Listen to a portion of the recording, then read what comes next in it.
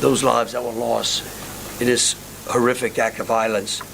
I also think that it's important to remember that what happened yesterday was akin to those who are old enough to remember jigsaw puzzles, and that you would take a 1,000-piece jigsaw puzzle and you empty the box, and you've got to start sifting through those pieces, and you want to start, if you're real good, you start at the corners, right?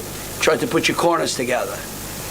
And from yesterday to today, over 1,000 law enforcement agents and officers, men and women, have been poring over countless amounts of data, of videos, of surveillances, interviews, tracking down every possible lead that came to us, whether it was the New Orleans Police Department, the Louisiana State Police, the FBI, or our other federal agencies.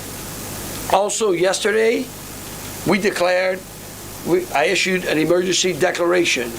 That declaration was meant to streamline resources and communications between state, local, and federal partners.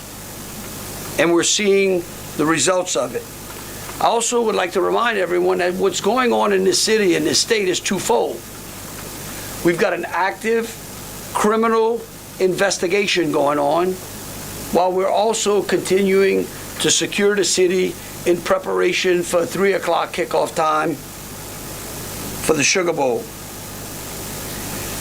With that, I would also remind those who are in the city that as far as state resources are concerned, we have the Louisiana State Police, the Louisiana National Guard, which was part of that emergency declaration, which allowed us to put an entire MP company on the ground.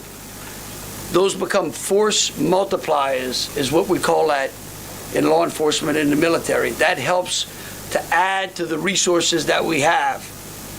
Wildlife and Fisheries, the Department of Corrections, DSF, DHS, our Veterans Affairs, our Probation and Parole, all state agencies. Any state agency who has post-certified officers are here in this city to help secure this city. And so with that, I would like to turn it over to Christopher Rea, who is the Deputy Assistant Director of the FBI's Counter Terrorism Division. Chris? Thank you, Governor Landry.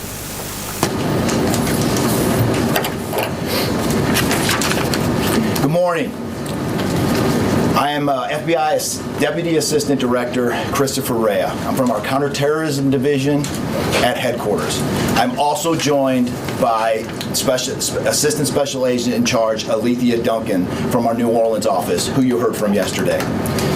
I'm here to discuss not only the latest investigative information we have here in New Orleans, but I'll also let you know about other investigative activities outside of the state. I first, and most importantly, want to send our deepest condolences to the victims of this horrific attack and their loved ones. 14 innocent victims were killed in this senseless attack, and at least 35 are injured. We cannot ease the grief people in this community and across the nation are feeling at this time, but rest assured, we stand with you and in support of you. All the resources, and I'm going to go into that a little bit later, all the resources of the FBI are being focused on tracking down every piece of evidence, every lead, every interview, every potential lead we've got. While I won't be able to answer all your questions today, my goal is to be as forthcoming as possible with you on what we've uncovered so far. First and foremost, let me be very clear about this point. This was an act of terrorism. It was premeditated and an evil act. This was obviously a critical incident, and with that, lots of information and tips come pouring in from law enforcement, first responders, and the public. We have been aggressively running down these tips and information. As you all know, that takes time, and we will continue to do so until every lead has been followed through on. This investigation is only a little more than 24 hours old. So I ask you to keep in mind that as I go through some of the specifics later. But at this point, currently, and this is another fact I want to be clear on, we do not assess at this point that anyone else involved in this attack except for Shamsuddin Jabbar, the subject you've already been briefed on. A little bit about what the FBI is doing. So we are surging people and assets to the area from across the region and across the nation. Special agents in multiple field offices across the country have been deployed and are assisting with potential aspects of this investigation and following up on every lead. Additional teams of special agents, professional staff, and victim specialists continue to arrive to provide more investigative power and assistance to the victims and their families. We've also forward deployed a number of our critical incident response group assets, including members of our hostage rescue team, special agent bomb technicians, and crisis management coordinators. In addition, we have deployed more evidence response technicians to continue to process the various scenes that we have. So far, we have received just over 400 tips from the public, and that information is being followed up on both here in New Orleans and across the country. Some of the tips are here in New Orleans, and there are other tips in other states across the country that we are following up on. The FBI team and our law enforcement partners here are also reviewing hundreds of hours of surveillance and other video from both the French Quarter and other locations. As for a timeline, at this point, investigators believe Jabbar picked up the rented F-150 in Houston, Texas on December 30th. He then drove from Houston to New Orleans on the evening of the 31st, and he posted several videos to an online platform proclaiming his support for ISIS.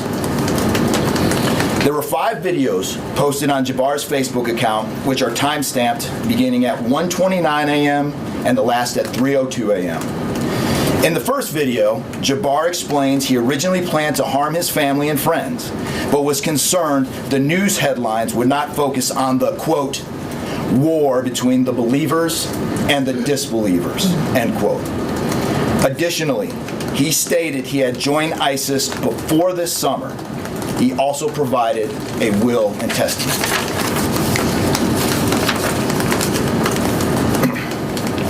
FBI and ATF. FBI, we have a couple different scenes at the location. We have released the scene at Bourbon Street. That scene has been released.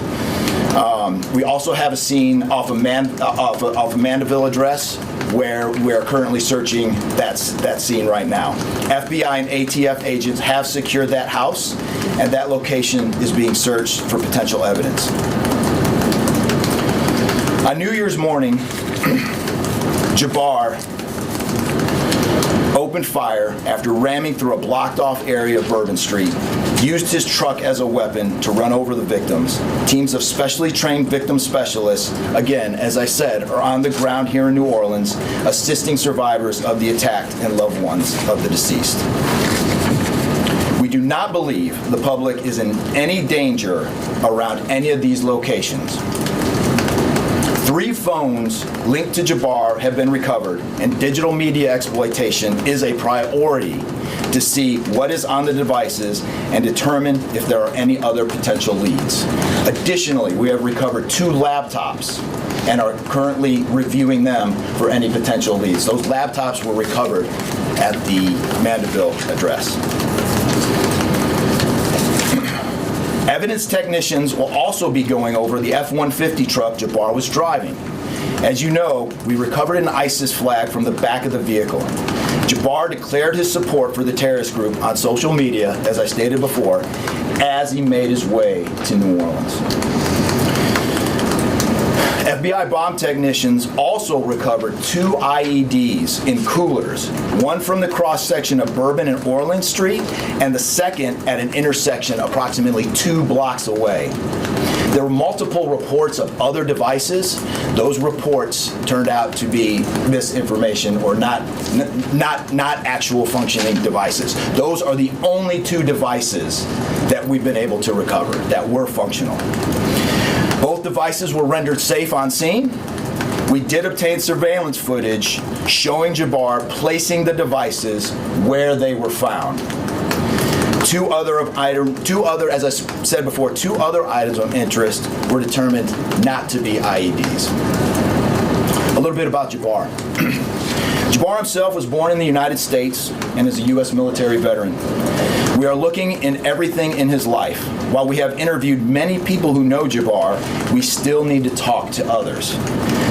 Whether you know Jabbar personally, worked with him, served in the military, or saw him in New Orleans or Texas, we need to talk to you. You may not think you have relevant information, but what you know could tie in to one of our investigative leads. Specifically, we want to talk to anyone who was in the French Quarter on New Year's Eve or early on New Year's Day.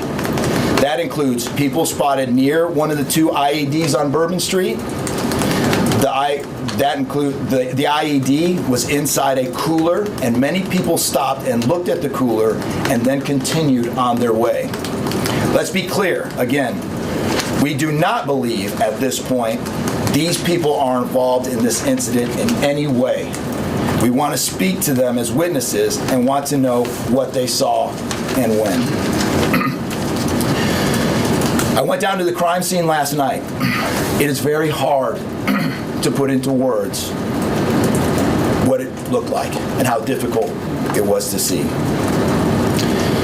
Anyone with information can call us at 1-800-CALL-FBI or send digital tips to fbi.gov/Bourbon Street attack. Early this morning, evidence response teams finished their work at the crime scene. Bourbon Street has been turned over to the city of New Orleans. As you know, there's also an FBI investigation in Las Vegas.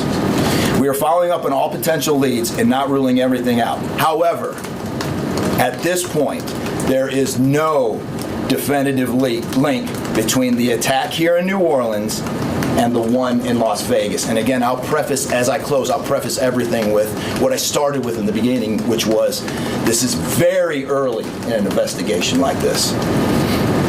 Again, our thoughts and prayers are with the victims of this tragedy and everyone impacted across the country. They remain at the heart of our investigation. I also, although I've only been on the ground here a short time, I also want to express a sincere appreciation for our partners here, which include the U.S. Attorney's Office, HSI, ATF, the New Orleans PD, the Louisiana State Police, the Governor's Office, and countless others. At this point, I'm going to turn it over to the Special Agent in charge of ATF here, Josh Jackson.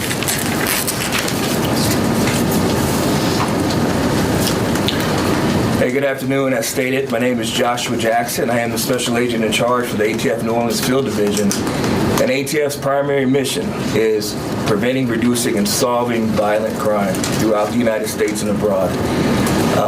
Solving part is the focus of this investigation. ATF resources that have been brought to bear to the city and to focus with our federal, state, and local partners have been our national response team. We spoke about the scene that's still being processed now. The national response team of ATF is a team of certified fire investigators, certified explosive specialists, fire engineers, electrical engineers. These folks will give us additional investigative leads to help the investigative team identify what happened at the location in Mandeville and identify how that fire started and move the investigation forward from there. Additional resources that ATF has brought to bear into the city. There's our ATF Special Response Team. This is a tactical team capable of handling any sort of enforcement operation. This team is deployed, on set, and ready for the Sugar Bowl today. This team is also made available to the Louisiana State Police and also New Orleans Police Department to assist with any efforts that they may have during this period. Additional resources, as the governor alluded to, we executed executive powers and had an emergency declared to where ATF was able to tap in to Emergency Support Function 13 resources. This allowed us to bring additional explosive detection canines so that we can safely sweep the city and safely sweep the Super Bowl in preparation for the game today. These resources will still be in the city as we lead up to the Super Bowl and through Mardi Gras. These type of ATF resources will be here. The last resources ATF has brought to bear, probably the most important one, is our victim witness coordinators. These folks come in and they provide resources to the victims and the family members that have suffered greatly during this tragedy. The entire city hurts, but the victims and the family members are in need of resources and care long after this investigation wraps up. This time next year, to be hard for the families and friends who suffered during this event. So our victim witness coordinators are working with the FBI, the City of New Orleans coordinators to provide resources to these folks out here. And as we move forward, ATF will be committed. We will work with the investigative team moving this investigation forward, but also we'll be here to make sure the city is safe and prepared as we move into the Super Bowl. And with that, I'm going to turn it over to our mayor of this great city, New Orleans. Madam Mayor. Thank you so much. Thank you so much. Well, good morning once again. And I just want to just echo my thank yous to the unified command of our law enforcement partners and at every single level, federal, state, and governor. Governor, thank you for your partnership. Thank you.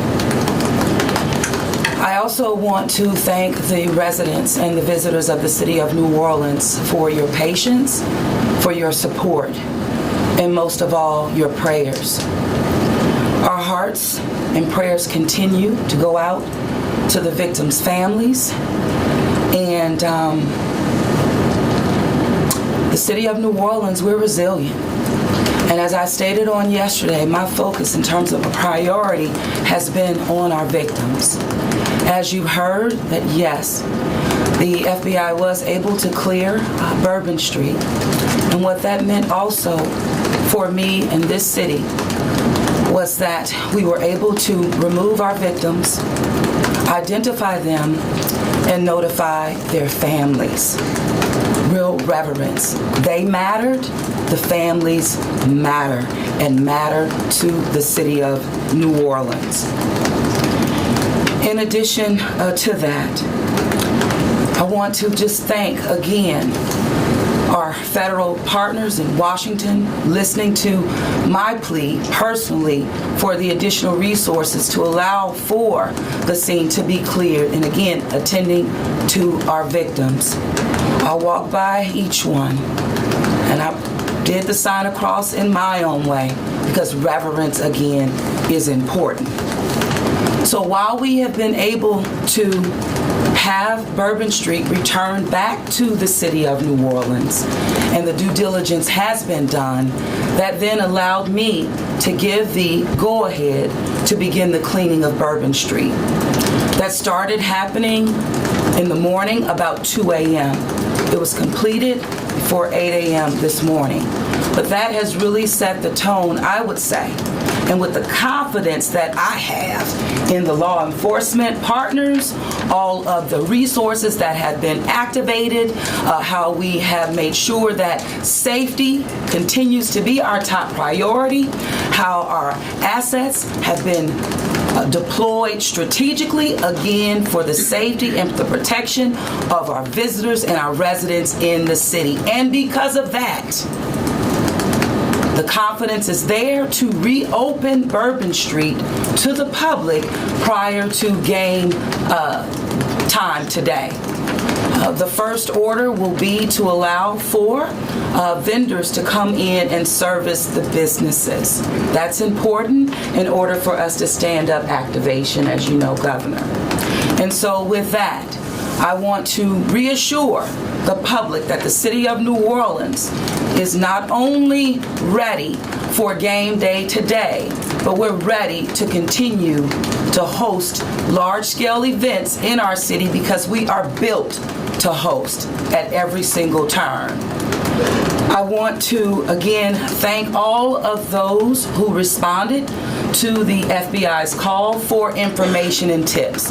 As you heard, that has been useful. Continue to do that.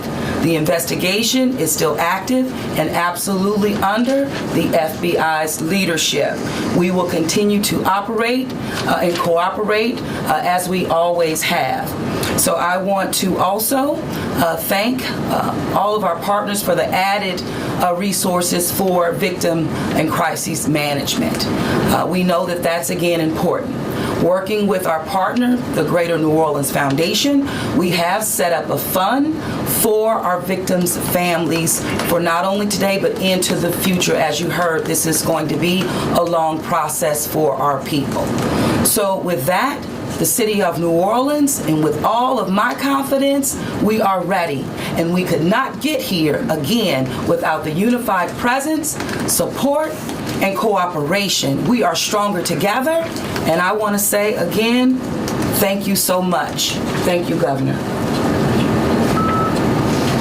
So once again, the Governor would like me to reiterate that Bourbon Street will be prepared for full activation before game time today. We know 3 p.m., so we're working towards 2:30 p.m. But prior to game time, the kickoff, Bourbon Street will be restored. So we're hard at work now. Our teams are now, and of course, working with our business community to serve our public and serve our residents and our visitors alike.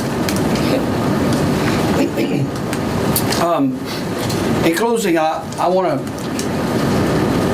rest people assured that right now in the city of New Orleans, there is an unprecedented amount of law enforcement resources that are being utilized to close out and to hunt down and to finalize this investigation. I want to thank the FBI and all of our federal partners for the amount of resources they have poured into the city.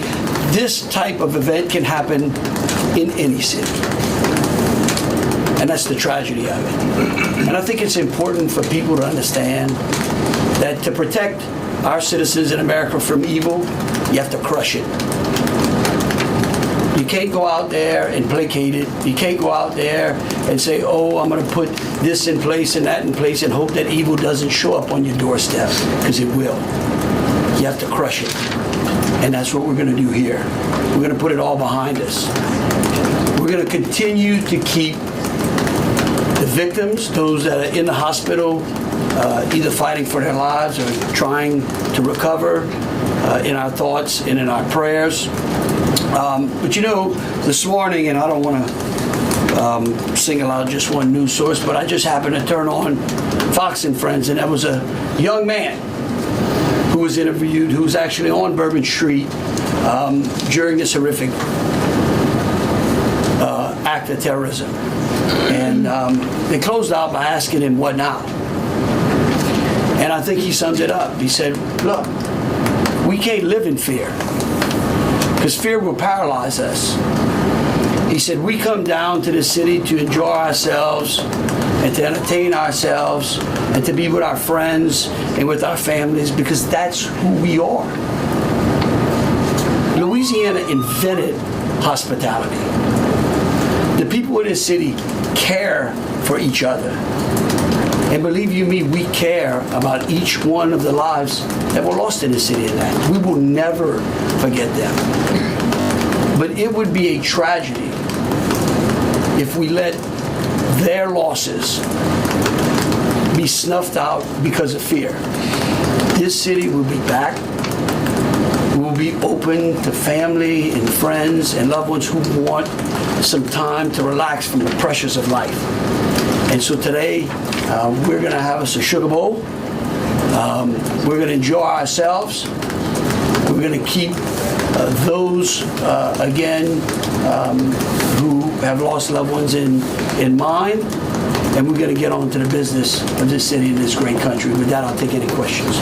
Governor, this is for you and the Assistant Director.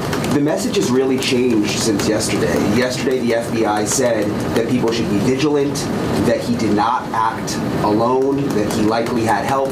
And now you're coming out the very next day and saying he was a lone wolf, everything is safe, the game moves on, everybody had a good time. How can you be so sure just 12 hours later? Well, we're going to bring him up. All right, but here's what I want to remind everyone. Like I was a deputy sheriff. Right, I worked in a jail. I worked on the street. I worked on the interstate. I served warrants. I can tell you. Look, in today's world, I get it. Information, we get information like that. Everybody lives in a 15-second TikTok video.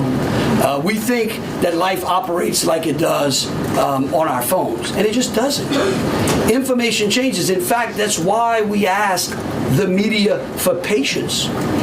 We get information, like I said, no one dumps 1,000-piece jigsaw puzzle and puts it together in 5 seconds. Okay? And what I would tell you is that I appreciate the fact that what we did was we're under-promising and over-delivering today. And I think that's important. And I want to remind something. Look, because over the last decade, law enforcement has taken it on the chin, unfairly. And there are great men and women serving in the FBI, in ATF, in Louisiana State Police, in New Orleans PD. Our sheriffs have been unbelievable in this. And I tell you, they want to protect you all. And we have to trust them. And sometimes the information we put out, we end up finding out that it may be incorrect. But guess what? What we're doing here is something that I think is important. It's called transparency. And look, something may change again. Here's what I do know, though. Right now, this is one of the safest places on earth. That doesn't mean that nothing can't happen. Thank you, Governor. And to echo exactly, I think the Governor put it eloquently, as Khabib said. In a lot of these instances, I also had the opportunity to deploy to Boss Bomb, and I will tell you this is almost carbon copy to Boss Bomb as far as the inaccurate reporting that comes up. And what the Governor said is we want to be transparent with the public. Years of the FBI not being transparent, we're being as transparent as we possibly can. Unfortunately, as we're being transparent, unfortunately for that, there is some information that we have to go back and recorrect. And in this particular incident, you heard the resources that we brought, that the other state and locals have brought. We've had 24 hours now to go through media, to go through phones, to interview people, to analyze those videos, analyze other databases. And after all of that, there's been hundreds and hundreds of leads done just in 24 hours. We're confident at this point that there's no accomplices. And I'll give you an idea of how that information sometimes, a lot of the early reports came out that there were extra people that were setting the coolers down, right? It turns out those were just patrons on the street that were looking inside the coolers, right? We didn't know that at first, so we had to kind of track all that down and put that to rest. So that's just an example of one of the pieces of information, but there were other pieces of information that after we got our feet under us a little bit and on the ground here, we were able to put together a much more accurate picture of the subject and his intentions. Just one follow-up. What's the suspect? The updated death toll, we just wanted to double check that. Yes. The 14, not 15. Sorry, sir. 14, and then the shooter himself would be 15 total, to include the shooter. And was the terrorist wearing a suicide vest? The IEDs, were the IEDs pipe bombs, and have you discovered a remote detonator anywhere? And when you said that you have surveillance footage of the suspect planting those IEDs, what time roughly were they planted? Yeah, those roughly a couple hours, I don't have the exact times in front of me, a couple hours prior to the attack. Before midnight, after, you know? Probably after midnight. I want to say 1 or 2 in the morning, So but I he can't. left the area and came back. Correct. That's our assumption now. I mean, we still have a lot to work through. We're getting more surveillance video and everything else, but that's the assumption. Was he wearing a suicide vest? There's sweeps being done on Bourbon Street. Would there have been canines out on New Year's Eve? Would there have been bomb sweeps done? Look, I think the regular precautions. Let me just say this, and either Joe or Rob will correct me. Look, a bomb dog doesn't operate like a drug dog, right? On Bourbon Street, there's a lot of senses, right? A lot of smells. I don't think you can run a bomb dog down Bourbon Street with thousands of people there and be able to sniff out a bomb. What we've been doing, what they have been doing, is certainly a complete sweep of the quarter because of the limited amount of traffic that's been out there. Let me just say this. I think this may help.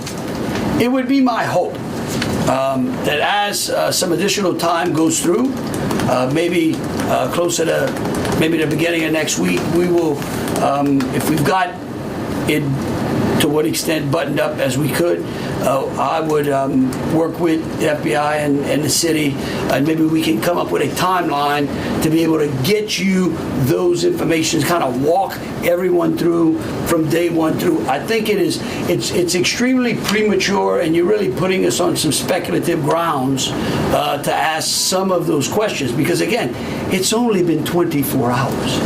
I mean, can you imagine how far we've come in 24 hours? So, just clarify if there was pipe bombs and a remote detonator. Was he wearing his What is being done to make Bourbon Street safer tonight than it was New Year's Eve? Are temporary bollards being brought in to block off the street, and why weren't those used on New Year's Eve? Well, look, here's what I'm going to say. Every time some bad guy does something like this, there's what we call an after-action review. Because again, nothing is 100%. We have reinforced the area. We have deployed some additional types of assets. I personally think it's up to the city or other. I don't like to give specifics because I don't like to tell the enemy what we got. But I can tell you we're in better shape than we were before. We have time for 2 more questions. Director, can you speak to the Mandeville scene? And some neighbors at that site told us they smelled smoke early in the morning. Was there a fire there? Any kind of burning happening? Yeah, Do you still believe that fire happened after the suspect was killed? That's correct. Yeah, I'll move to 18. I do want to address the suicide vest question. I want to kill that one right away. Okay. There was no evidence that the subject was wearing a suicide vest at all. So I will turn the Mandeville stuff over to ATF. As to the fire at the Mandeville scene, so our working theory now is that the fire started after Jabbar was already deceased. There's a lot of different ways that can happen. You could have different time devices. You could have a long cord that extended that time. You could also have pressure cookers that were put on top of the stove filled with gasoline, and then it went off. There's a lot of different ways to do it, but that is why our ATF National Response Team is here to answer those questions and get that investigative lead back to our team. So more to come on that. We're still processing that scene. We're out there right now. Are you how he became radicalized over all of this time? What brought him to Bourbon Street? Do we understand? Was there any international travel involved? What led him down this path to the sort of radicalization? Sure, a lot of questions we're still asking ourselves.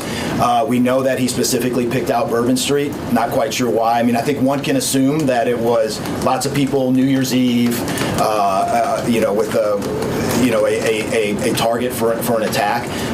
That's the stuff in the coming days as far as that path to radicalization that we're really going to be digging into and making a priority of. So what I can tell you right now is that he was 100% inspired by ISIS, and so we're digging through more of the social media, more interviews, working with some of our other partners to ascertain just how to ascertain a little bit more about that connection. We're going to do one more, Kate. Right there. You've had your hand up for a while. Sorry. Thank you. I appreciate it. It's actually for Special Agent Ryan.